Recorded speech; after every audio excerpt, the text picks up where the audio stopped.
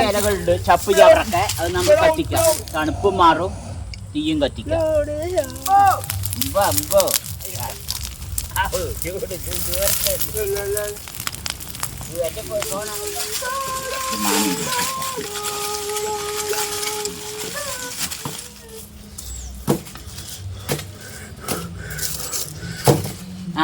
കൊണ്ടുപോവാ.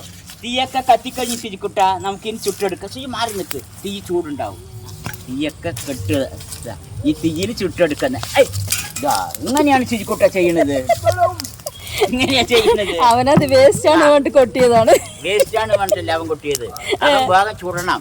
അതാണ് മാമി പൊട്ടത്തരും കൊണ്ട് നിന്നാരെ പറഞ്ഞിട്ട് അവനെ ഭാഗം അവൻ അവന്റെ പണി കഴിച്ചു.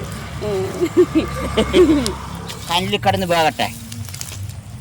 തണുപ്പ് കരിഞ്ഞോ വന്നോന്നൊന്നും അറിയില്ല. താശിക്കുട്ട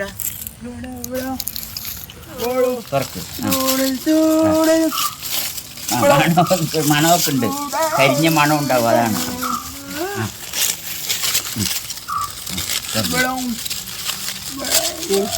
ചിരിക്കുട്ട ചക്രവള്ളിക്കിഴങ്ങതാ റെഡിയിലായിട്ടുണ്ട്, വന്നിട്ടുണ്ടതാ, നന്നായി വന്നിട്ടുണ്ട് ചിരിക്കുട്ട. അതാ കണ്ടില്ലേ, ചൂടൊന്ന് പറക്കണു. ഇതൊന്ന് കത്തിയും കൊണ്ട് മുറിക്കതാ. അതാ ഇത് നോക്കി ചിരിക്കുട്ട, തിന്നെ നിൽക്ക്. നല്ല പാകത്ത് കറക്റ്റായി കിട്ടിയിട്ടുണ്ട്. ഒന്ന് കത്തിയും കൊണ്ട് മുറിക്കതാ. ഇതാ നല്ല ക്ലിയറായി വെന്ത് കിട്ടിയിട്ടുണ്ട് ചിരിക്കുട്ടാ. ചായയും ചക്കരവള്ളിക്കിഴങ്ങ്, മധുരക്കിഴങ്ങ് അത് കഴിക്കാം ചിരിക്കുട്ട.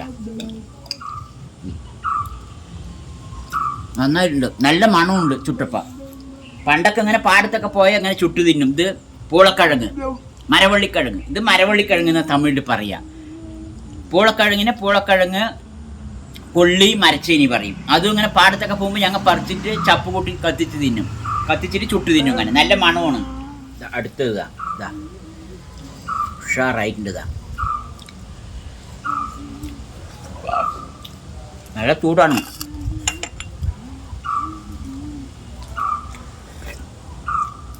സൂപ്പറായിട്ടുണ്ട്. നല്ല ചൂടാണ്. തടുവിൽ നല്ല ചൂടാണ് അതിൻ്റെ കിഴങ്ങിൻ്റെ ഉള്ളിൽ. അപ്പം ചക്കര വള്ളിക്കിഴങ്ങൊക്കെ ഇതേമാതിരി ഇടയ്ക്ക് കിട്ടുമ്പോൾ ചുട്ടൊക്കെ നോക്കുക. വീട്ടിൽ ചപ്പ് ചവറൊക്കെ കത്തിക്കുമ്പോൾ ആ കനലിൽ ഇങ്ങനെ ഇട്ടൊന്ന് ചുട്ടൊക്കെ കഴിച്ചാൽ നല്ല ടേസ്റ്റും നല്ലൊരു മണവും ഒക്കെ ഉണ്ടാവും. ഇനി ചക്കര വള്ളിയില്ലെങ്കിൽ മരച്ചീനിക്കിഴങ്ങ് ഉപയോഗിക്കുക, കപ്പ. പിന്നെ കാച്ചൽ പറഞ്ഞ സാധനമുണ്ട്, അതും ഇങ്ങനെ ചെയ്യാം. ചുട്ട് തിന്നുമ്പോൾ നല്ല ടേസ്റ്റാണ്. വിറ്റാമിനുകളൊന്നും പുറത്തു പോവില്ല. ഒരു പ്രത്യേക മണം ഉണ്ടാവും, കരിഞ്ഞിട്ടുള്ളൊരു മണം.